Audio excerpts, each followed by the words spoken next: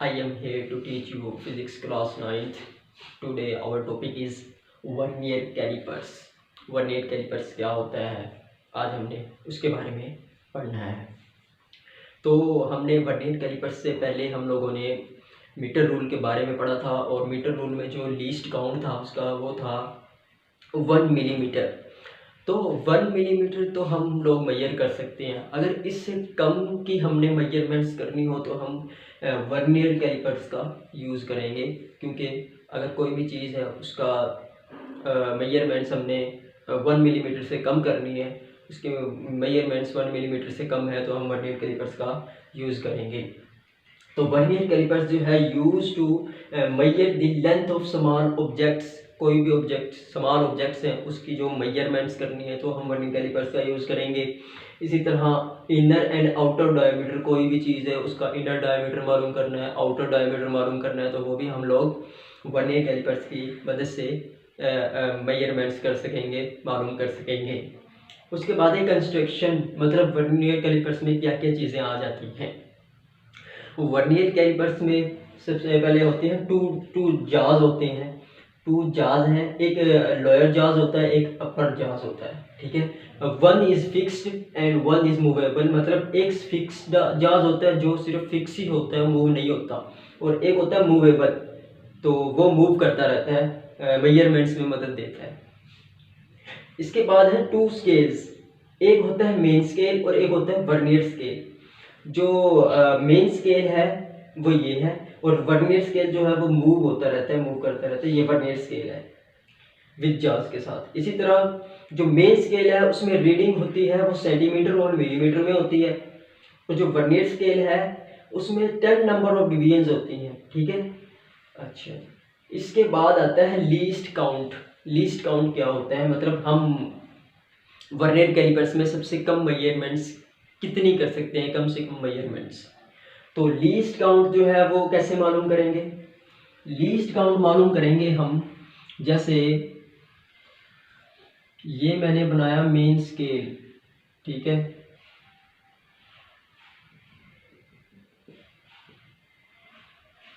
उसके बाद ये है वर्नियर स्केल। वर्नियर स्केल तो जो फर्स्ट वाली उसकी डिवीजन होगी उसको हम नीचे वाली से मिलाएंगे, और जो लास्ट वाली होगी उसको भी मिलाएंगे। जो ये वाला डिस्टेंस होगा उसको हम कहेंगे लीस्ट काउंट।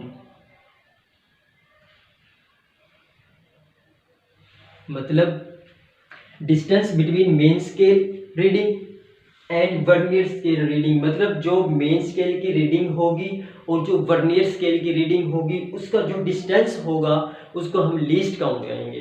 तो लीस्ट काउंट का जो फार्मूला है वो है smallest reading on main scale. जो मेन स्केल है उसकी सबसे कम रीडिंग, और उसको हम डिवाइड करेंगे number of divisions on vernier callipers, और वर्नियर कैलिपर्स की जो डिवीजन्स होती हैं उससे हम डिवाइड करेंगे। तो हमने स्मॉलेस्ट रीडिंग ले ली 1, ठीक है, और नंबर ऑफ डिवीजन्स कितनी होती हैं 10, तो वो हमने 10 से डिवाइड किया, वो बन गया 0.1 मिलीमीटर, ठीक है। 0.1 मिलीमीटर भी इसका लिस्ट काउंट है, और हमने सेंटीमीटर में इसको चेंज करना है, तो मैंने क्या किया 0.1 को 10 से डिवाइड किया तो वो 0.01 हो गया, तो 0.01 सेंटीमीटर है। तो क्वेश्चन आ सकता है कि वर्नियर कैलिपर्स का लिस्ट काउंट क्या है, तो ये अगर दोनों ऑप्शंस आते हैं तो बहुत है, सेंटीमीटर में भी वो दे सकते हैं, मिलीमीटर में भी वो दे सकते हैं। तो आई होप कि आपको यहाँ तक ओके हो गया होगा।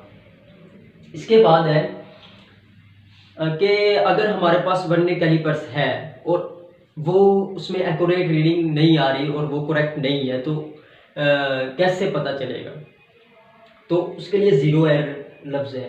If zero of vernier scale coincides with the zero of main scale, if zero of vernier scale coincides with the zero of main scale, then the zero error will be zero। क्या कहता है, अगर जो main scale है उसका जो zero है वो कंसाइड करे with the zero of vernier scale, ठीक है ना। ये जो मेन स्केल था उसका जीरो कंसाइड करेगा, मिलेगा वर्नियर स्केल के जीरो से, तो फिर हम कह सकेंगे कि जो जीरो एरर है वो जीरो है, मतलब उसमें कोई खराबी नहीं है और वो ठीक है, बिल्कुल एक्यूरेट है। इसी तरह फिर आता है पॉजिटिव जीरो एरर। मतलब ये कि अगर वर्नियर स्केल का जो जीरो है वो ऑन द राइट साइड पर हो मेन स्केल के, ठीक है ना। वर्नियर स्केल का जो जीरो है, वर्नियर स्केल का जो जीरो है वो राइट साइड पर हो मेन स्केल के। If zero line of vernier scale is on the right side to the zero of main scale, ठीक है ना, तो क्या होगा, वो पॉजिटिव जीरो एरर हो जाएगा।